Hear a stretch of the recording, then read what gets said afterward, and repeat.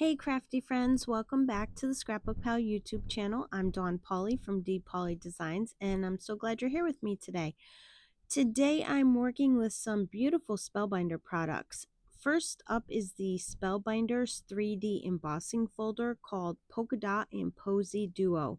I love that you get two different patterns in one folder. It makes it so versatile for all kinds of cards. Next, I'm using the tabbed in and out sentiment set. I love how you get so many different sayings plus the coordinating dies to cut them all out. You can mix and match the phrases and I'll show you exactly how that works a little later on. And finally, I'll be using the Essential Envelope Everyday Add-on. This set coordinates with the Essential Envelope die set, but I'll show you how you can use it even without the main die. It's super easy.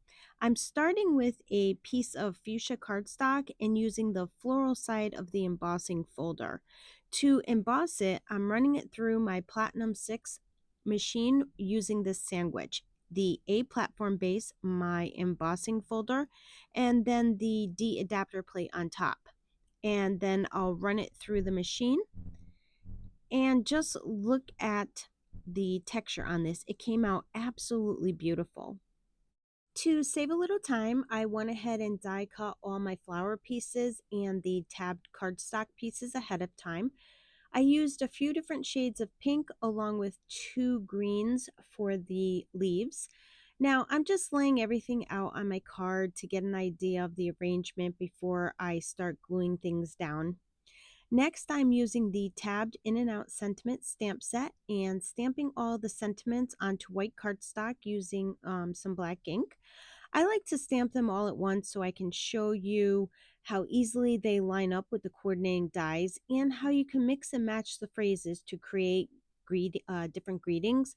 For example, you can combine sending with heartfelt thanks to say sending heartfelt thanks, or switch it up to sending a huge hug.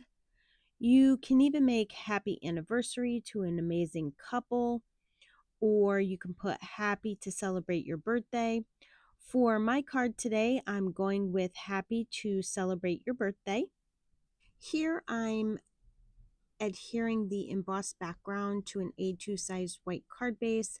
And then I decided I did not want to assemble my cards just yet. I wanted to add some color to my flowers.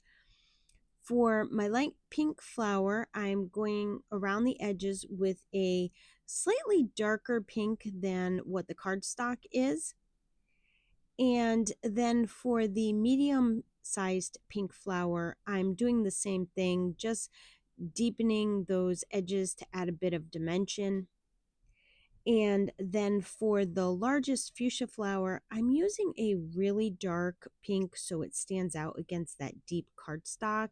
Don't worry if it looks intense at first, it'll lighten up as it dries.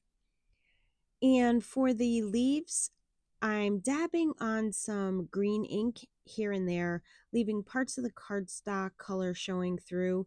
This gives it a nice two-tone effect that really looks kind of more natural that way. Now for the fun part, assembling the card, because I love seeing the finished product. Okay, I took my pink tab piece and adhered it slightly tilted for a playful look. And next I'm adding my decorative banner to the white panel. And then I'm going to adhere that across the top of the pink tab, just a bit tilted as well, but not as much as I tilted the pink panel. And then for the flowers, I'm going to layer them on top of each other. I'm starting with the smallest flower, and I'm going to adhere it to the medium-sized flower. And then finally, I'm going to adhere both of them to the largest flower. You can shape the petals if you want for a 3D look, but I'm keeping mine flat today for today's card. Then I'm tucking in my green leaves underneath the flower, arranging them where I want them to go. You can arrange your leaves however you like. I just put a few on each side of the flower. And once I'm happy with all my greens, then I'll go ahead and add some foam tape to the back of the flower cluster and adhere it in place. Finally, I added my sentiment strips to the front of the card. I chose to keep it straight, but you could angle the sentiments if you wanted to. To finish everything off, I added a few Spellbinders Fashion Oyster Pearls, my absolute favorite embellishments. I use these on almost every card. I like to pick them up with my craft knife so I can place them exactly where I want them to go. And that completes my card. I love how this one turned out. It's bright, happy, and those little tabs on the front make it so fun and different from a traditional card. Thank you so much for joining me here on the Scrapbook Pal YouTube channel. I would love to hear what you think of the card, so leave a comment below and let me know. If you enjoyed this video, don't forget to give it a thumbs up and subscribe to the Scrapbook Pal YouTube channel as well as their other social media platforms so you never miss out on any of their inspiring content. And be sure to check out their website for the latest new releases and amazing craft supplies. As always, thank you for spending part of your day with me. I hope you have a wonderful and creative day. Until next time.